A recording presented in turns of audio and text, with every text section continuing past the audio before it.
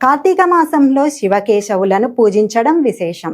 అందుకే ఈ మాసంలో శివాలయాలు, వైష్ణవ ఆలయాలను దర్శించుకోవడం అత్యంత పుణ్యప్రదం. ప్రత్యేకంగా కార్తీక సోమవారాల్లో శివాలయాలు, కార్తీక పౌర్ణమి నాడు శివాలయాలు, విష్ణు దేవాలయాలు సందర్శించడం ఆచారం. కార్తీక మాసంలో దర్శించదగిన కొన్ని ముఖ్యమైన దేవాలయాలు ఇవే. తారకాసురుడి సంహారం తర్వాత అతని గొంతులోని శివలింగం 5 ముక్కలుగా పడి అవి 5 క్షేత్రాలుగా మారాయి. వీటిని పంచారామాలు అంటారు. కార్తీక మాసంలో ఈ 5 క్షేత్రాలను సందర్శించడం అత్యంత శ్రేష్టం. అమరారామం అమరేశ్వర స్వామి దేవాలయం, అమరావతి. దాక్షారామం శ్రీ భీమేశ్వర స్వామి దేవాలయం, కోనసీమ జిల్లా. సోమారామం శ్రీ సోమేశ్వర స్వామి దేవాలయం, భీమవరం. క్షీరారామం శ్రీ క్షీరరామలింగేశ్వర స్వామి దేవాలయం, పాలకొల్లు.